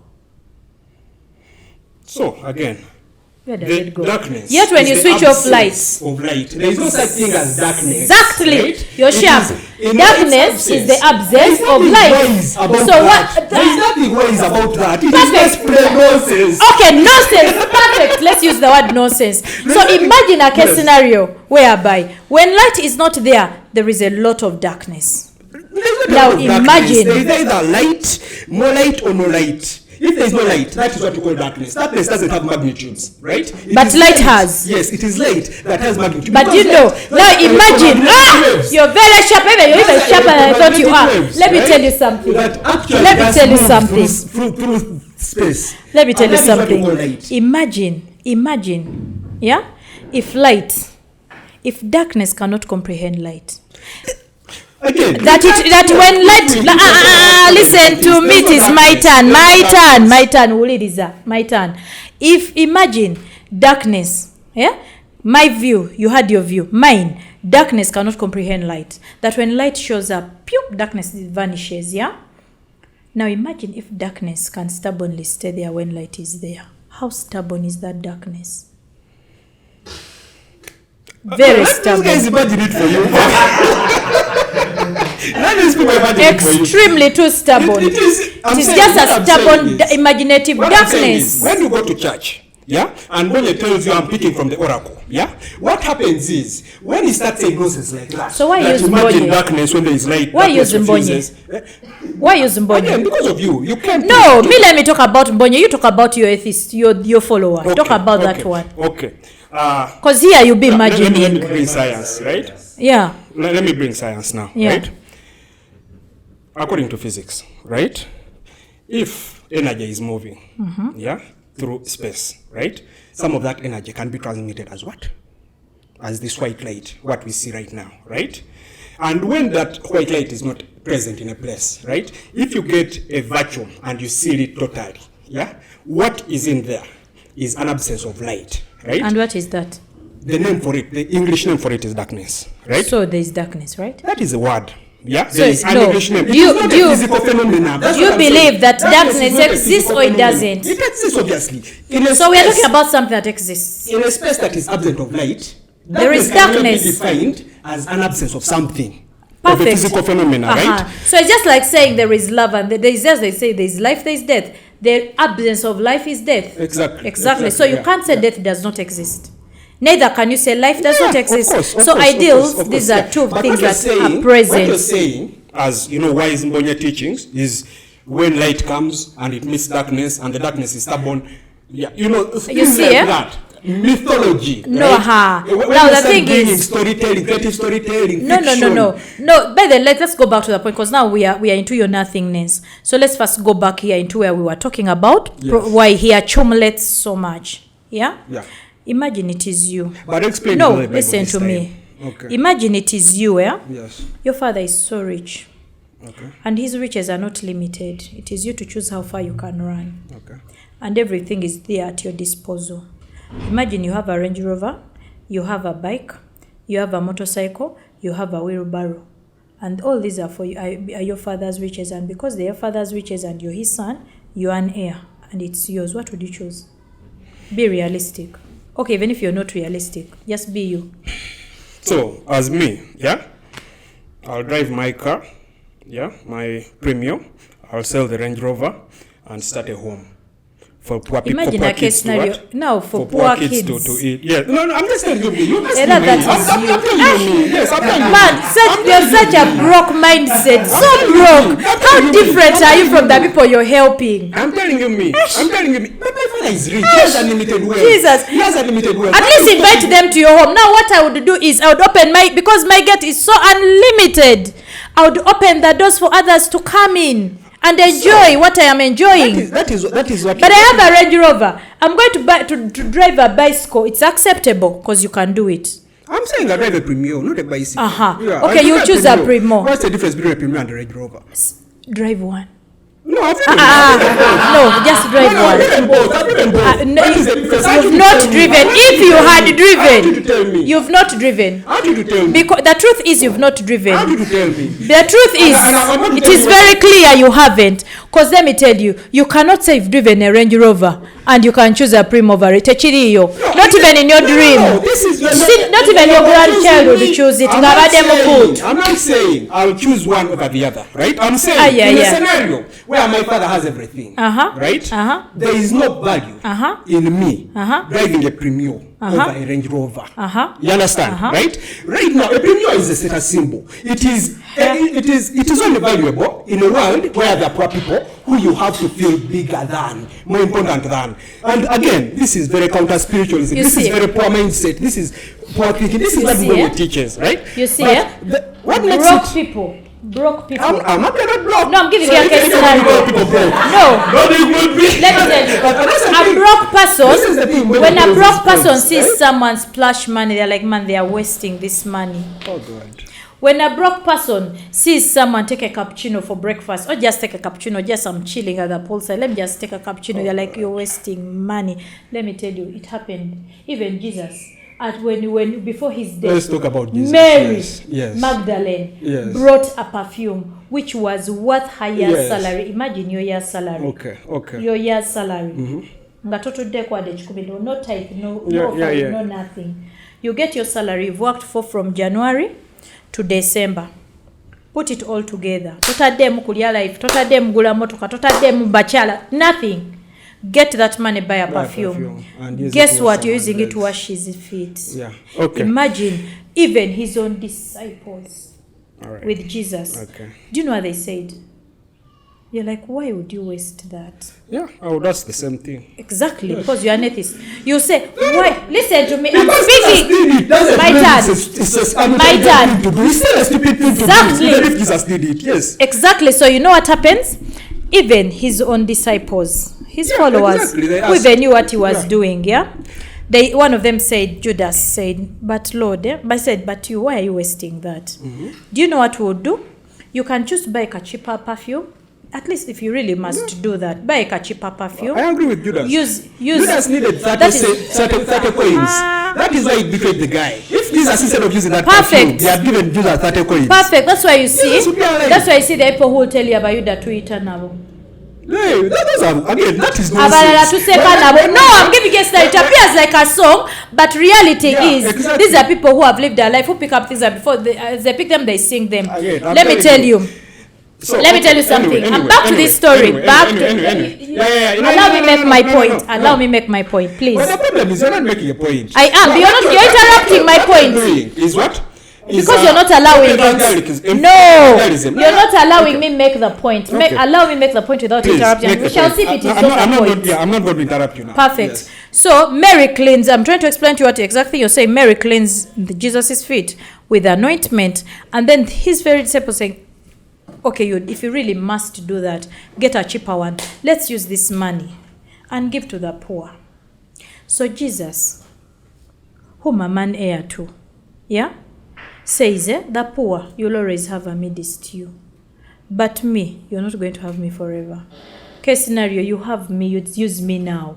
Because when I walk out of that door, I'm gone. But this with you work with this one, they'll still be with you. So that is your point. So right? No, I'm giving you a scenario. Yeah. So the thing is, if you have a rich father and the father gives you everything, you have a choice to make. And the choice is entirely on you. It does not matter if others are going to see it selfish, because others will see it selfish when they can't even give what you can give. Imagine you would choose a cheaper perfume, yet someone can give a whole year's salary just on a perfume, just to wash his feet. With even her own hair, she will take to salon later. And to her it is a sweet smelling aroma. Right. In your life, case scenario is, when you love a chick, there are those moments you'll want to pull it off. You'll choose the best that you know that is the best. It doesn't mean it's the best. There's another guy who will come and pull a move. It is chicken. Yes, something very small. Yet to you, it is the best shot you could have ever given. So you see, life is all about choices. Life is all about what do you want? How far can you go for it? So if you cannot get something, or you've had it but you don't know how to get it, or perhaps you just don't know you can have it, don't feel bad at someone. At least learn of him. If at all he has something and you what he has, you like it, instead of envying him, mubuze ochikola otya.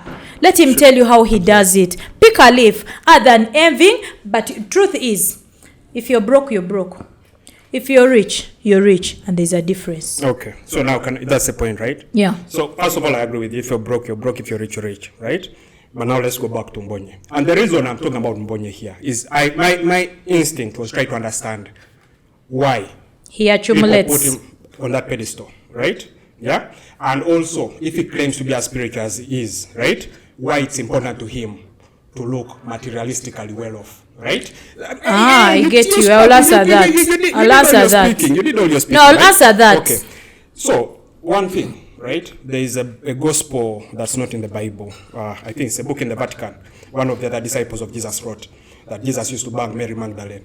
And there is a movie called Da Vinci Code that what? There is a lineage of Jesus. People who are Jesus descendants, right? So, yeah, the whole perfume thing was sexual. That is one thing, right? But imagine, case scenario it is true, eh? No, case scenario it is true, yeah? So, I'm not going to... No, let's just spice it up. I'm just spicing it up. Case scenario it is good. How sweet is that Jesus? Yeah, exactly. Yeah, whatever. Okay. So here's the thing. Here's my point, right?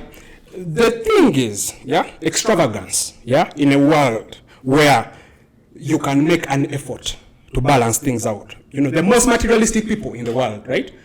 Bill Gates, for example. People who have accumulated billions behind their name, right? Make effort to show other people that they're what? Philanthropists. That they spend, Bill Gates actually has a goal to give away all his wealth before he dies, right? Mention one rich person you know who has generously given when it's needed. I'm talking about Bill Gates. When it's needed. Yeah, look at let's invite Bill Gates against in our land. Tuve international to get local. Many times you're going to see a child suffering cancer, being on TV, being everywhere. The Sudils will keep quiet. They'll act like they are not there. I'm giving you a scenario of local. Tuveri ojaku ngamba Bill Gates ngasimula bangako na face to face mulaba bulabi ku TV. Mulira kumulaba ku YouTube. Tuyogera kube tulabako wano nga tetunagenda wala. You see, it's very easy to talk about how generous someone is when it's an agenda. Now we're making this an argument. No. Let me make my point. I gave you time to make your point and Please. you did, right? My point is, right? Instead of buying a Range Rover, a person who can comfortably drive a Premier in Uganda, right? Instead of buying a Range Rover, right? These resources can be used multiple times.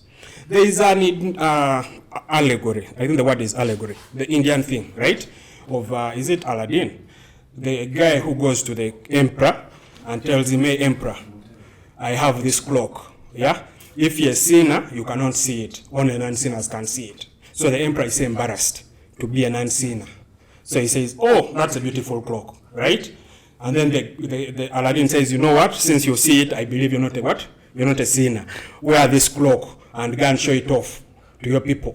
You know, whoever says that you're not wearing a clock, you just know they're a sinner," and you execute them. And the emperor walked naked on the streets. Yeah? But people had already heard that what? The emperor is wearing a cloak that only sinners can what? Only non-sinners can see. So everyone was saying, "Oh, emperor, that is a good cloak. Oh, emperor, that is a good cloak." Make your point. Hey, I'm coming. Again, you have to have the patience to appreciate a good story if you want to understand me. Nah, you understand see that? Now you are calling my nonsense. That is my point. So, what happens is, one of the people bowing, "Oh, emperor, such a beautiful cloth," is next to his kid, a 6-year-old kid. The kid taps, seems like, "Mommy, the emperor is naked." The mom slaps the kid, is like, "Hey, don't let people hear you, people will think you're a sinner." Because the mom knows the emperor is naked. But there's some sort of mass hypnosis. Because if, God forbid, we don't understand what Mbonye is saying, because it's actually nonsense, then we are what? Sinners. We are whatever sinners, whatever anti-Mbonye people. We don't get it, right? It's a cultish thing, right? So, in my opinion, that's what it looks like. Yeah? But that doesn't mean that Mbonye says only nonsense. There's some wise, common shit he says. At least you have something you can see. Yeah. At least. Obviously. No one is smart enough to be 100% wrong. At least, you'll be, there, 88%, right? There is that 20% of it that you just gamble on truth, right? So, Mbonye could be one of those people. You should give Mbonye a visit. I have, by the way. I have. So how dark? Exactly. How dark can light be when how can dark? This is the empathy. If I go to Mbonye and I see he's naked, then I'm dark. No. Understand this? You said that the emperor is naked. No. Story that I'm telling you exactly, right? As in, you cannot remain because they're scared of looking dark. You cannot. It's like meeting when you see. It's like meeting something and then you see it, but you still remain oblivious of what it is. Mommy, the emperor is naked. How dark? They slapped the kid. But at least the kid was able to say it that this person is naked. Mbonye is naked. That's actually the point of my story. Now there's something you're running away from. My entire point to counter everything you said, right? The other thing is whenever I talk to Mbonye people, they always, whenever I ask them why does Mbonye accumulate all this wealth, they always bring up, oh, you're poor and you're envious. No. Right? No, relax. Let me make my point. Let me make my point. I'm not as rich as Mbonye, yeah? But every Mbonye person that I've talked to, I'm richer than them, right? So when I tell them that me first of all, I believe in accumulating wealth, yeah? But because I'm not a spiritual guy, yeah? I'm not a spiritual guy, but you're poor. Can I tell you, First relax. Anything spiritual is only proved by time. Let me make my point. And the point I say is you're actually poor, right? Why are you pretending that you understand, that you assimilate with this guy's wealth? This guy, he doesn't have a rich father. This story you're telling about Mbonye's rich father. Mbonye doesn't have a rich father. Mbonye has a rich audience. It is you. Mbonye does not call you into his father's what? Family. He doesn't open his father's doors. Can I ask you something? It is you who open your wealth for money to come and take. That's a very good point you mentioned. Thank you for that. So now, what I'm saying is, let me show you something. Reality. Let me make my point. You're about to speak. Reality can be inverted when you're in charismatic leaders, cultish leaders like that, who claim to be wearing robes, right? That they gave them that only sinners can see. That if I go in front of Mbonye and I don't wake up, I'm too dark. Yeah. When people like that happen, can I ask you something? You know you're being tricked. Can I ask you something? How many prayers or congregations are in Kampala? Can you even name them? Quite a number. Don't others give where they are? I don't know what you mean. What makes Mbonye different? He's not. What I'm saying is he's not. He's not the richest pastor, first of all. He's not the richest pastor. Now, let me ask you. Why is it? Was here, I will be talking about Bujingo. Now, let me tell you. Can I tell you something? Yes. Deny it or not, he's different. You also know it. The emperor is naked. The emperor is naked. Perfect. We deny it or not, the emperor is wearing a robe. See him. Even if the baby sees the emperor's bones. Perfect. This is what we are talking about. Perfect. Most of these. Don't confuse me today. Perfect. Let me tell you something. Why do you think that Mbonye people are able to give as much that others are not getting? Have you ever asked yourself? Have you been to Kakande's church? You know what? So how come Kakande does not make news? Yes, he says he was Iragawa. Oh, Kakande is rich, my friend. I think Kakande is 10 times richer than Mbonye. Have you been to the Kayanja's church? Kayanja is probably 10 times richer than Mbonye. All of you guys, those men, Mbonye, Kakande, what? They all make money. So now let me ask you something. So what bothers you about Mbonye making money? You. Why are you feeling for me? Exactly. Who is not feeling while giving? As look here, you've not participated. That's why you go wow fire. You what have you? For what? I have Mbonye. You read Mark like they have Mbonye for me. Okay. Yeah, because imagine a case scenario. I wake up and make this money. Yeah, I choose how I spend this money. Whether I've given it to Mbonye, or I've taken it to a club, or it is my money. Go to a shrine. Or I've gone to a shrine, it is my money. Imagine no one even talks about the money you give to the girls, or you put to the bar, or you put to that boy beer. But the money I put to Mbonye hurts you so much. What you don't know is, I've not only given him my money. Okay. For you, we sent Olanga sent and then eh? Now that's where you get it wrong. Because now for your eyes are just on the money. I agree. But anyway, so when you say that these guys, that's why let me tell you, when you say that these other guys are richer than Mbonye, Tonalaba, you're yet to see. And now when you see, trust me, you run. It's okay. It is okay. It is acceptable. No, it is acceptable for you to believe like that. It is okay for you to believe like that. But let me tell you. What of pop evangelism? Let me tell you. You cannot light a candle and hide it. No, and you hide it under a bed. It will still shine. Even if you put it under that chair, it will shine. Even if you hide it behind this board, it will shine. Yeah. So is Mbonye. Okay.